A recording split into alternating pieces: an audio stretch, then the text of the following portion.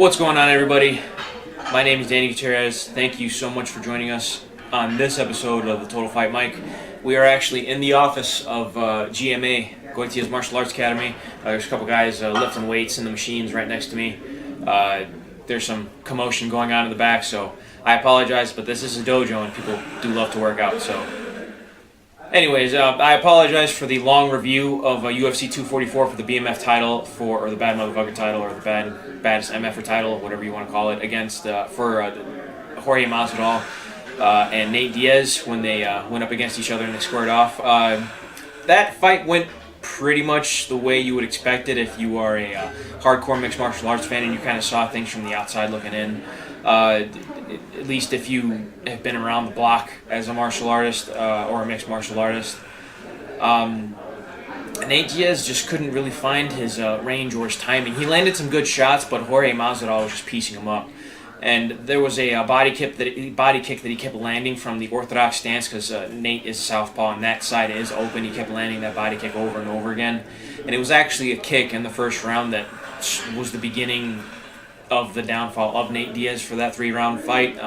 I say 3 rounds because it was a war. I say war because Jorge Masvidal was putting a beating on Nate Diaz, and Nate Diaz just kept coming back and he kept getting dropped, and he would even pull guard and look for exchanges on the ground off of his back, but Jorge Masvidal would indulge him. But he was on top, landing some pretty devastating ground and pound. And whenever he felt he was in danger in a position, he would just get right back up to his feet, and the referee would stand Nate Diaz back up. So Jorge Masvidal was more often than not setting the pace and the tone of the fight from the very beginning. And Nate, it wasn't as if Nate Diaz was unable to defend himself. He was. He was landing some good 1-2s. He would land a good hook every now and again. He would get in the clinch and land some pretty good knees. He would trap Masvidal every now and again, but Masvidal was very prepared, well prepared for the weapons of Nate Diaz. Excuse me. But overall, I would say it was a masterful performance by Jorge Masvidal.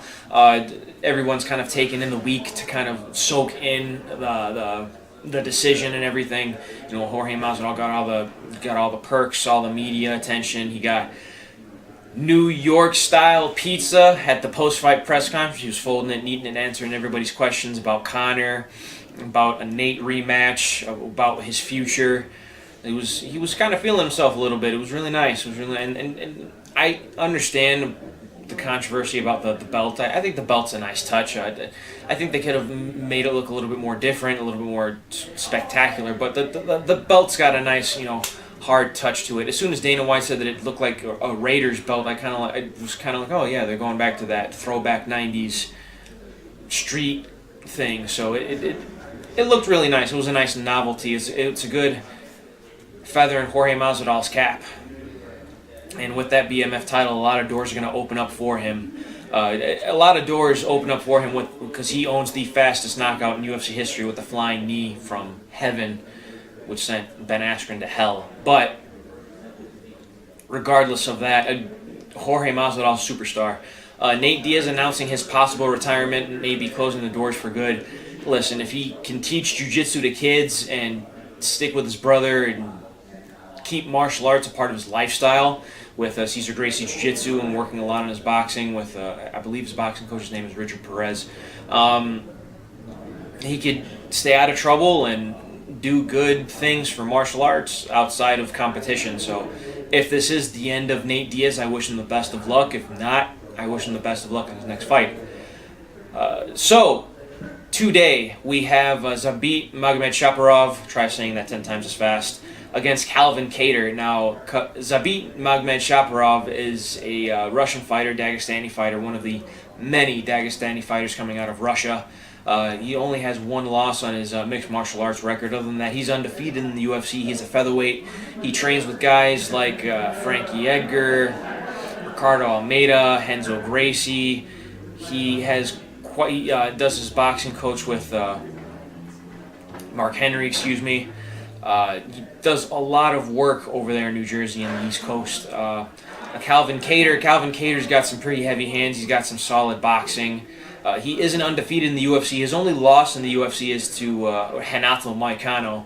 However, that was a very close fight, and Calvin Kattar's looked like a world beater since then. His fight before that, he knocked out Shane Burgos, but since then he's been on the tear. If you actually look at his record, Chris Fishgold TKO punches and Ricardo Lamas. He finished Ricardo Lamas in his last fight, and that was it was in the first round. It was in the first round. Like I said, he's fought Andre Fili, and that was his first fight in the UFC. And Andre Fili's no joke. Other than that, he's 20-3 in his overall mixed martial arts record, so he's got a lot of experience. But he is another East Coast trained fighter. He trains out of Boston, Massachusetts. Actually trains out of Team Sityodtong with Coach Mark Delagrati, Muay Thai, longtime Muay Thai practitioner. So Calvin Kattar, he's fought at lightweight before. He's a pretty big featherweight, but Zabit's a little bit bigger, a little bit longer. When it comes to terms of martial arts background, Zabit Magomedsharipov, he's very light on his feet. He loves to utilize all types of strikes. He's got a diverse array of weapons that he can throw at you. He is I believe he likes to start a lot of his fights in southpaw, but he does go back to orthodox every now and again. He likes to throw the spinning techniques. He likes to set up spinning back fists, spinning wheel kicks, 360, spinning roundhouse kicks.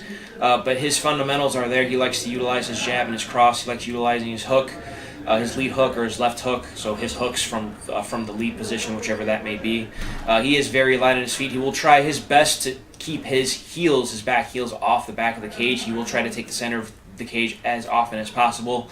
And for being a long guy, being a rangy, for someone who likes to measure distance and utilize distance with his straight punches and his kicks, he does like to push forward a lot. He does like to implement forward pressure a lot. It does depend on who he is fighting, and he'll adjust his footwork to the person that he is fighting. So, for example, he had fought Jeremy Stephens. Jeremy Stephens is a heavy hitter, loves to come forward, loves forward pressure, and Magomedsharipov was basically like the Matador, and Jeremy Stephens was the bull. And he kept poking the bull over and over again and utilizing his footwork to get out of danger and not necessarily get away from the cage, because Jeremy Stephens, isn't one to utilize the cage to kind of mirage you, even though he very, very, very well can. Jeremy Stephens likes to stay in the pocket and trade shots and knock you out. But if you look at his previous fights, Zabit Magomedsharipov, give me a second, guys. Sorry about that. Brought Brandon Davis, and he was very light on his feet there. And he actually implemented the ground game a lot with his fight against Brandon Davis. I remember that fight very well. He took him down, and he got to mount position. He took the back. And when he took the back, he actually got a leg lock, and he got a Suloev stretch, and it's basically where you have your opponent's back and you take their heel, right? You implement the gable grip right beneath their Achilles tendon, yeah, and you pull as you have their back. You take their foot and you basically pull it to their shoulder, to their head, and that stretches out their leg while you're attached to their back. So it was very painful, very interesting choice of submission. So his submission game is very diverse. His ground game is very diverse. His jiu-jitsu is there. He will very much like to attack with submissions. He'll very much look for a reversal position. His training with Renzo Gracie in the East Coast in New Jersey, and Ricardo Big Dog Almeida, another student of Renzo Gracie. You have to imagine that his jiu-jitsu is very technical, and it is very technical. When he's on his back, he very much likes to look for wrist control. He likes to disrupt the posture and break the posture of his opponent by grabbing onto the back of his opponent's head and pulling in. He makes it rough for a lot of guys when he's on his back, and he's a really long guy, so you got to watch out for those up kicks. You got to watch out for those up kicks. I say it all the time. You have these long guys that, when you train them in jiu-jitsu, if you teach them how to take advantage of those very tight spaces, if you have a guy that you teach and he can grapple small, you have something special. You have something special, and Magomedsharipov is something special. And Calvin Kattar is a phenomenal wrestler. He's got some heavy hips. Like I said, he wrestled at lightweight. He's fought at lightweight before. He's got a pretty decorated wrestling background from high school and college. believe it was a community college, actually. Give me 1 second here, guys.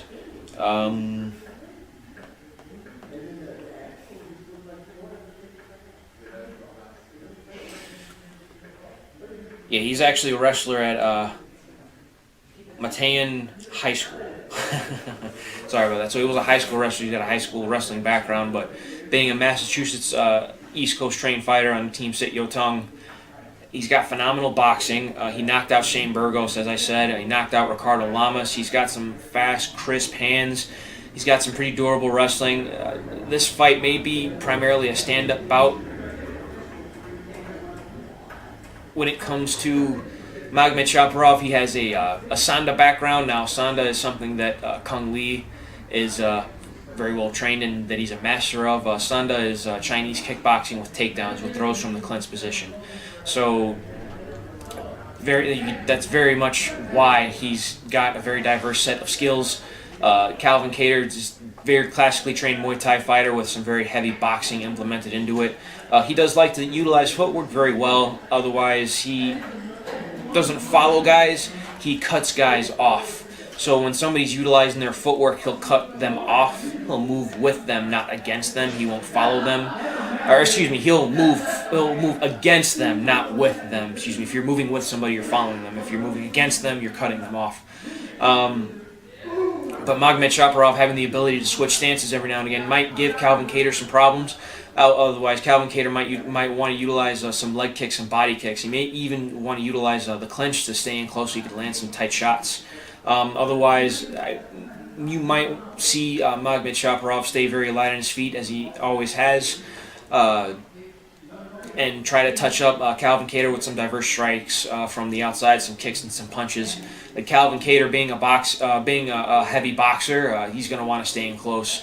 And if he does find himself at kicking range, he's going to want to crash. He's going to want to break that distance and close the distance and utilize leg kicks to get inside and utilize body shots and body kicks. He wants to be successful against Magomed Shaparov. So we actually had a great turnout for a Total Fight Challenge. That was a great turnout. Thank you guys so much for coming out. GMA and everybody on our team, thank you guys so much. So that was actually our last event at the Swanson Center in Bedford Park. I had no idea that was going to be our last event at the Swanson Center in Bedford Park. So Total Fight Challenge, Joe Gutierrez actually moved Total Fight Challenge from the Swanson Center to the Cicero Stadium in Cicero, Illinois. So January 25th of 2020, next year, early next year, we will have a new venue, and that will actually have a pro-am card. So professionals and amateurs will be competing on that card. It's actually the first in 4 years that Joe Gutierrez had professional fighters under his banner, under the Total Fight Challenge banner. He had actually just recently reinstated his professional promoter's license. Ever since I'd known him, he had been plagued with shoulder injuries and stuff like that. He does like to train. He is one of those instructors that is very much involved in his dojo and in his business. So I guess the injuries did catch up to him. He had to take a break for a little bit, but I guess now he's back promoting promoting amateur and professional fighters. So I want to thank you guys so much. I want to thank the Swanson Center so much for having us and allowing us to do this. Thank you guys so much to our team. I want to thank you guys at Patrick Loves Naked Productions, and we are not done.